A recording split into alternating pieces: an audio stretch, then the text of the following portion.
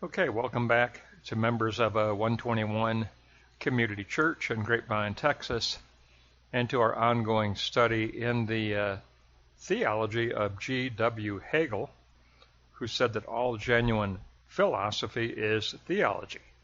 All genuine philosophy is God talk. And we're going to look at some of his early writing in the area of theology and the area of Christian religion, because Hegel believed that the Christian religion was the best representation of absolute spirit. He believed that absolute spirit was expressed in art, religion, and philosophy, but under the category of religion, the best expression of this absolute spirit and our relationship and participation within absolute spirit was the Christian religion. We're going to take a look at his writings from 1795, about the same time that he wrote the Phenomenology, which we have already summarized, and we need to understand this lesson, this essay within his overall phenomenology. And so it will follow the triad. If you notice, block 1 is logic, block 2 is essence, block 3 is spirit. And that's Hegel's fundamental triad of logic, essence, and spirit. And we're going to take a look this time at G.W. Hegel on Jesus as the eternal Logos. And we're going to look at his interpretation of the prologue to the Gospel of John. So very interesting essay where Hegel really gets into doing theology proper, which I really love. But it was all written early on in his life. Of course, he died very early. You know, there wasn't the ability to fight disease in the late 1700s, early 1800s, and Hegel died very, very young. Let's go to block 1. We'll begin with logic, the underlying principle of the Jewish spirit. With Jesus, there lies a conflict of principles on the question of the Most High. The Jewish idea, the Jewish eidos in Greek, the Jewish idea was God as a Lord, God as a governor. And Jesus, his idea, his eidos idea, was the God who relates to us as Father. Jesus said, when you pray, don't address God as Elohim, address God as your Father. So this was a conflict of principles with regard to what the Jewish faith held. True morality cancels domination within the doctrine of noesis, spiritual perception. Agape cancels all relational barriers. Within the realm of positing, and remember for Hegel, the realm of positing is the realm of spirit. We all live within the realm of spirit, but we don't all participate in the realm of spirit, but we do all live in the realm of spirit. Believers participate in the realm of spirit, but everyone lives within the realm of spirit.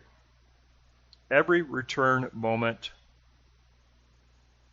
remember the phenomenology, remember the return moment of freedom, it leads to reflection and a positive restoration of objectivity. We end up, when we return within the inner self, we imprint our mind with Christ, which is called phronesis. We deepen our spiritual mind set, and then it prepares us to go out of the self again in the doctrine of noesis, the doctrine of spiritual perception that Hegel taught. His entire philosophy was a doctrine of noesis. And so we're always positing objectivity, and we return in that return moment as the return of freedom into deepening our spiritual mindset of phronesis. Does objectivity imply a restriction? No. No, we are on the path of securing pleroma.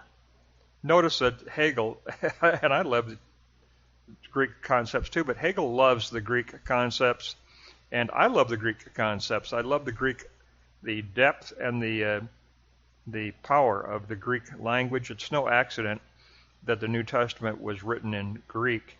It's a very descriptive language, very powerful language, and Hegel loved using the Greek concepts, and so he says, we're on the path of securing pleroma, the fulfillment of agape. And that means the unification in spiritual self-consciousness, which is in the Greek soon eidese. Soon, the prefix meaning with, eidese from eidos, ideas. We discover our own self-identity in that model of the ideas that make up God's kingdom. Our identity is associated with that worldview of employing the concepts that make up God's kingdom. Our identity is intrinsically linked with that sign model. Noesis as representative thinking. It is impossible, I love this, it is impossible to conceptualize the infinite. We must grasp the universal behind all specific actions. It leads to a consciousness of what humanity is, but we posit a demand for true being. And pure life equals being. Pure life equals being. The universal being that underlies all persons and all actions.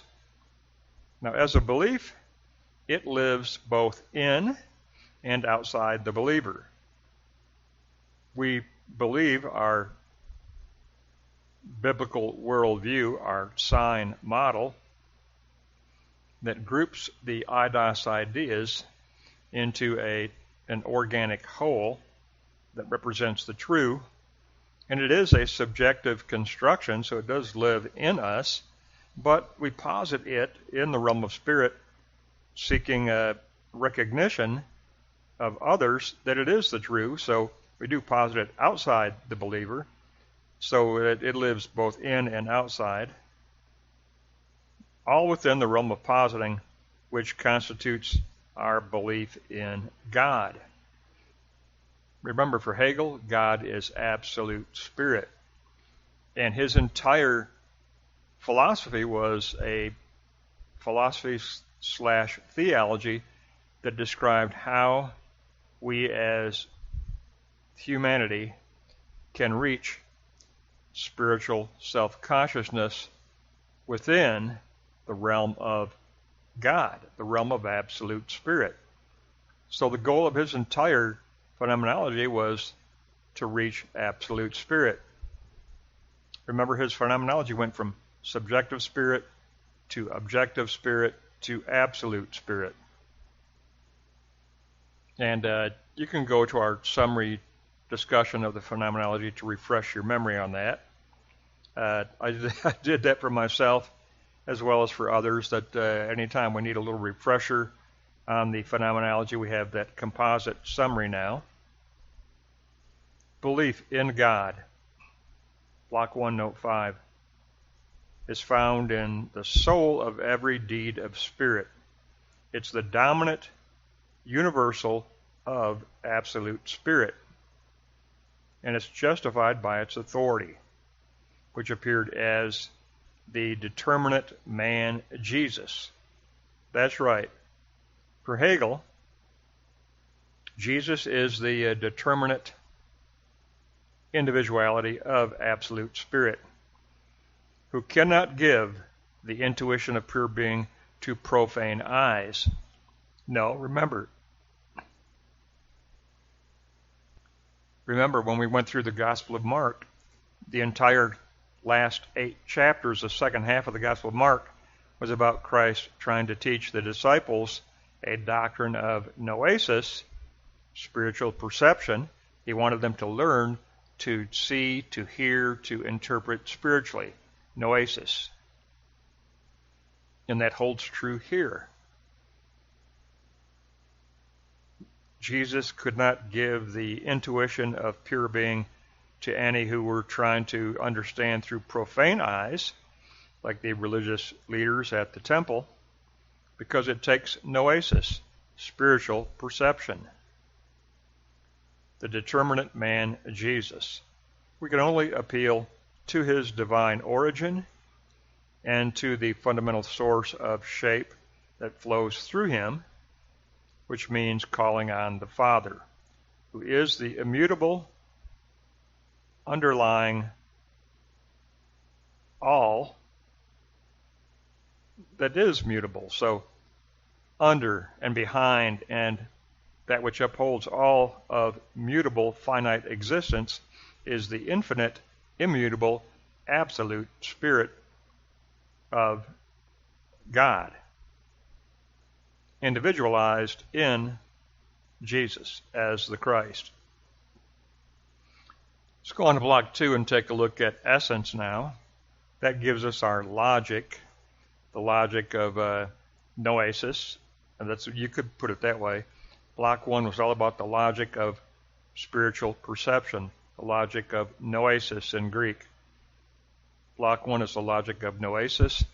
Now I like block 2 because for block 2, Hegel talks about the essence of language. The language, the rhema, the language. Rhema in Greek, the spoken word. The divine is pure life, free of all opposition, always manifest as a spirit that unifies the subjective and the objective. Only subjective spirit can grasp objective spirit. Thus, the divine can only be spoken of in inspired terms. But only those who have passed through noesis and katanoesis can reach spiritual self-consciousness. Only subjective spirit can grasp objective spirit. Remember, like I said, you have to have an understanding of the phenomenology that we went through in order to really grasp what Hegel's doing here. And let me just say, I mean, I get it, you know. I remember one commentator saying on YouTube, he said, anyone that tries to study the phenomenology is going to want to gouge their eyes out and scream and kill themselves. Hegel is so incomprehensible. And Hegel is very difficult. And just before his death, he said, only one man understood me, and he never really understood me. And what people don't understand there is that one man was himself. Hegel never fully comprehended his own position because it's always open-ended. And so yes, you can say, I understand Hegel's phenomenology, but even in the return of freedom, what happens? You go right back to noesis, katanoesis, and sunai deise, spiritual perception, spiritual understanding, and spiritual self-consciousness. You go right back to the triad. So you don't come to an end, you don't come to a finish. No, it's a journey. It's a lifelong journey in the realm of absolute spirit.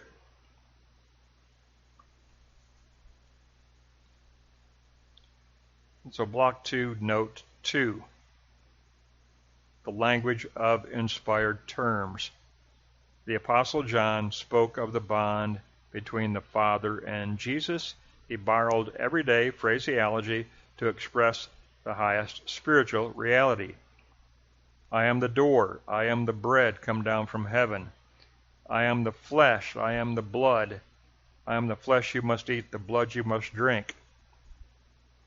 The spiritual is enclosed within these everyday ties, these everyday language expressions.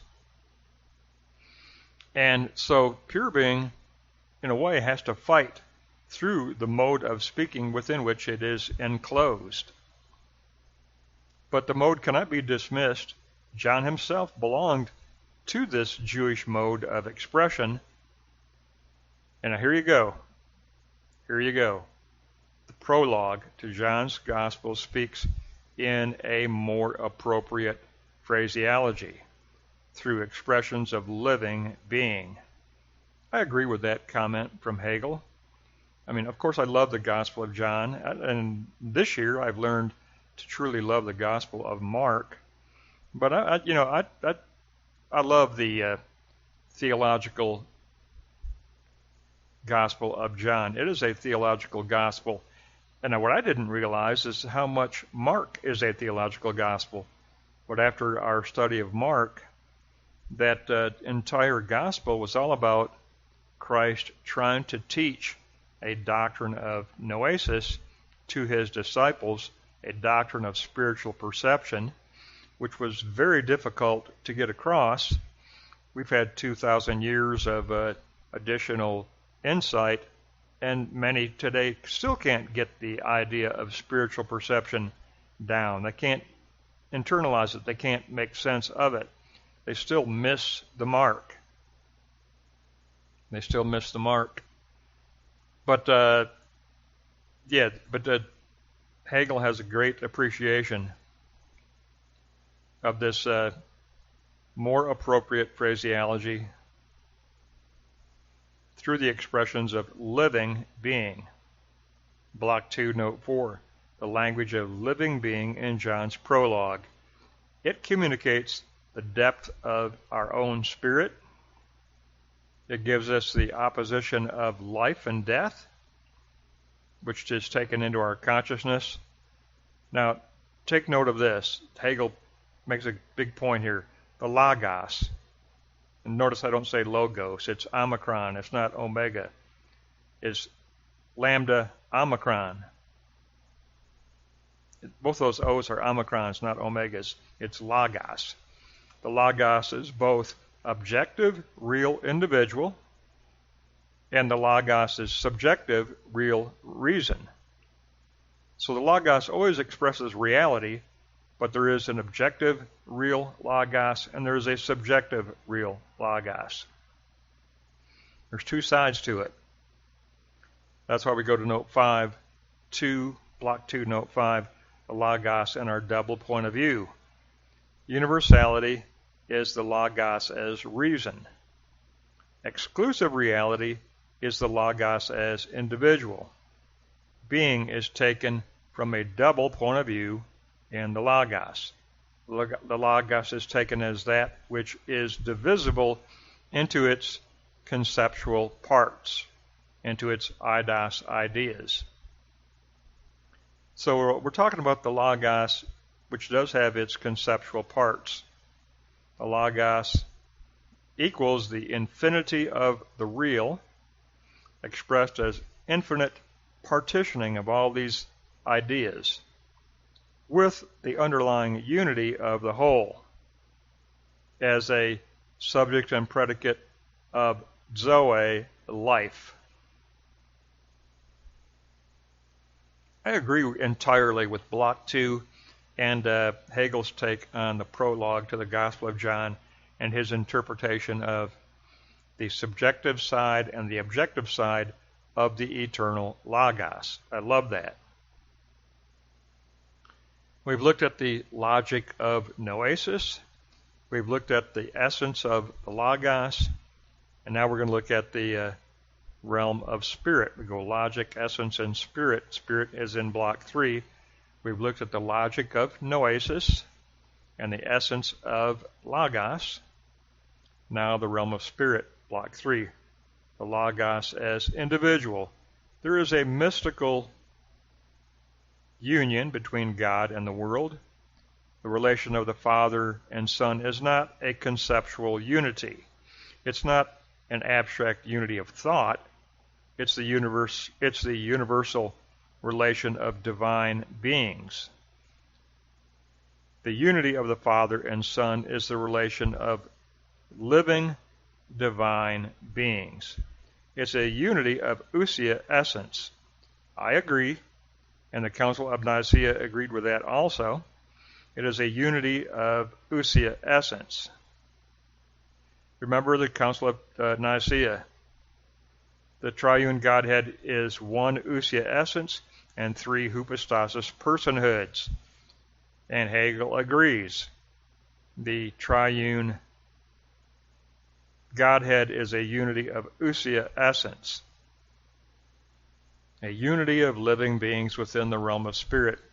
Jesus as individual is also Jesus as whole essence, and that transcends concept.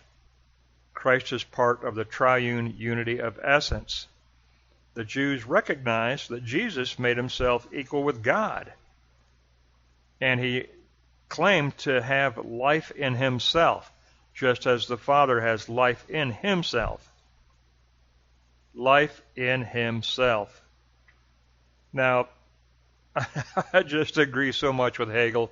I love what he does, because in Block 3, Note 3, he's going to go to John chapter 6, and I really think John chapter 6 is such an important chapter, because it's the sermon that Christ gives and tells everyone, I am the bread. They ask for a sign, make manna come down from heaven like Moses. And then Christ says, Moses didn't make bread come down, manna come down from heaven. My Father sent manna down from heaven. And you want a sign? Well, I am the living bread come down from heaven. I am the living bread come down from heaven. And anyone who eats of this bread shall never die. And everybody was stumbling. I mean, this created a huge scandal, the Greek scandalon, stumbling block. And now Hegel's going to talk about that, and I love the fact that Hegel's going to talk about that. In John 6, Christ speaks hard words, skleroi, logoi. And it's in John 6:60, skleros estin logos outas. Skleros, words difficult to comprehend, words that are difficult to internalize. Logos, the divine utterance. Because his words are to be taken spiritually as a doctrine of noesis. Again, no one could understand those words unless they were able to listen spiritually and interpret spiritually as noesis.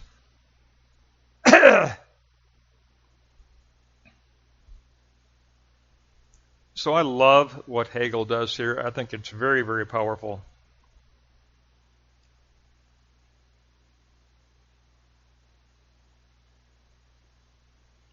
Because his words were to be taken spiritually in John 6 as the doctrine of noesis, taken through spiritual perception and spiritual understanding. Jesus, as the Son of Man, expressed a modification of the divine, because remember, the Son of Man is what? The judge come down from heaven. So it's a judgment proper that is interpreted correctly by Hegel under the concept of man. The divine in particular shape, having life in himself. John 5:26, zoon e hiauto. Zoon en hiauto. Zoon en hiauto. John 5:26, Christ said, just as the Father has life in himself, so also does the Son have life in himself. He was claiming equality with the Father. He was claiming equality with the divine ousia essence. Hegel, I agree entirely with this lesson from Hegel. I agree absolutely with everything he has to say here.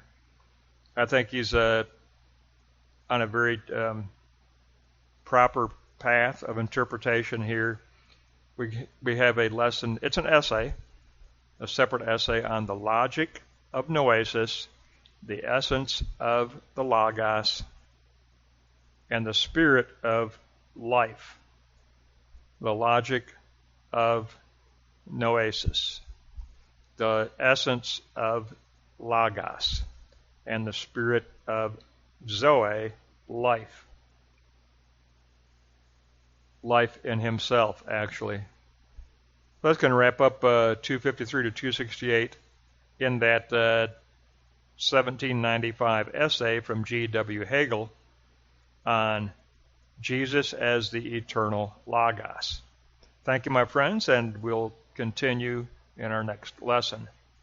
As a matter of fact, we're going to go back to our novel by Rain, and we're going to pick up the novel again in our next